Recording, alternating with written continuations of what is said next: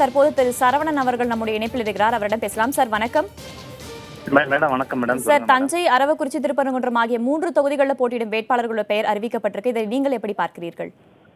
ஆமா மேடம், இப்ப தற்சமயம் அறிவிச்சிருக்காங்க மேடம். உறுதியா இந்த தேர்தலில் பொதுவா இடைத்தேர்தலில் ஆளுங்கட்சி ஜெயிக்கும்ன்ற மாயை இந்த இடம் உடைத்தெறியப்படும் மேடம். மக்களுடைய மனநிலை அப்படித்தான் இருக்குது. அதனால 3 தொகுதிகளிலும் திமுக பெரும்பான்மையான வெற்றி பெறும் மேடம். டாக்டர் சரவணன், 3 தொகுதியிலும் திமுக வெற்றி பெறும் என்று தெரிவித்திருக்கிறோம். உங்கள் தேர்தல் வியூகம் என்னவாக இருக்கும் இந்த இடைத்தேர்தலில்?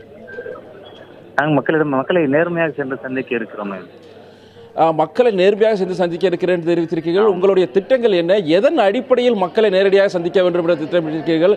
நீங்கள் இதுவரை அந்த தொகுதிக்கு நீங்கள் பரிச்சயமானவரா? அந்த தொகுதியில் உங்களுக்கு என்ன செல்வாக்கு இருக்கிறது? எதன் அடிப்படையில் உங்களுக்கு இந்த சீட்டானது ஒதுக்கப்பட்டிருக்கிறது சரவணன்? ஆமா சார், நான் தமிழின தலைவர் டாக்டர் கலைஞர் அவரோட ஆட்சி பெற்ற கழகத்தின் பொருளாளர், நமக்கு நாமே நாயகர் தளபதியார் ஆட்சி பெற்ற வேட்பாளராக அறிவிக்கப்பட்டிருக்கிறேன் திராவிட முன்னேற்ற கழகத்தில். என்னுடைய சொந்த ஊர் ஆலங்குளம் திருப்பரங்குன்றம் தொகுதியை சார்ந்தது. அந்த மண்ணை சேர்ந்தவன் நான் மருத்துவராக 20 வருடமாக மதுரை மாவட்டத்தில் மக்கள் சேவை ஆற்றி வருகிறேன். சூர்யா என்ற தொண்டு நிறுவனத்தின் மூலம் எண்ணற்ற ஏழை குழந்தைகளுக்கு இலவச இறுதி அறுவை சிகிச்சைகள் செய்திருக்கிறேன். பலரது படிப்புக்கு உதவி இருக்கிறேன். இப்படி ஒரு சமூக ஆர்வலராக அறியப்பட்டிருக்கிறேன். இன்னும் கூடுதலாக 2-3 திரைப்படங்களில் நடித்த ஒரு திரைப்பட நாயகனாகவும் நான் பொதுமக்களிடம் அதிகம் பரிச்சயத்தில் உள்ளேன். அதனால் வெற்றி வாய்ப்பு எனக்கு கட்டாயம் கிடைக்கும் வாய்ப்பு உள்ளது. அங்கு உள்ள பிரச்சனைகள் என்னவென்று நீங்கள் மக்கள் உங்களிடம் ஏதாவது கூறியிருக்கிறார்களா? அங்கு என்ன பிரச்சனைகள் இருக்கின்றன? எதனை தேர்தல் வாக்குறுதியாக நீங்கள் மக்களுக்கு அளிக்க திட்டமிட்டிருக்கீர்கள் டாக்டர் சரவணன்? நிச்சயம் அதில் திருப்பரங்குன்றம் தொகுதியில் நிறைய பிரச்சனைகள் இருக்கின்றன. ஆமா, திருப்பரங்குன்றம் டவுன்ல இருந்து நிறைய ஏகப்பட்ட மனுக்கள் கொடுத்திருக்கிறாங்க மக்கள்.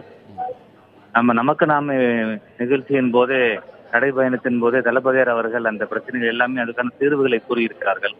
அதில் வெற்றி பெற்று வரும் பட்சத்தில் தளபதியாரிடம் வேண்டி அதற்கான முயற்சிகள் உறுதியாக இறங்குவேன். தொகுதி மக்களுக்கு என்னாலான சேவையை செய்வேன். ஆனால் உங்களை எதிர்த்து நிற்கக்கூடிய அதிமுகவினுடைய வேட்பாளர் ஏற்கனவே சட்டமன்ற உறுப்பினராக இருந்தவர். அவர் ஒரு வலுவான வேட்பாளர் என்று கூறப்படுகிறதே. அவரை வென்று எளிதாக வெல்ல முடியும் என்ற நம்பிக்கை உங்களுக்கு இருக்கிறதா? அவருக்கு எனது வாழ்த்துக்களை தெரிவித்துக் கொள்கிறேன்.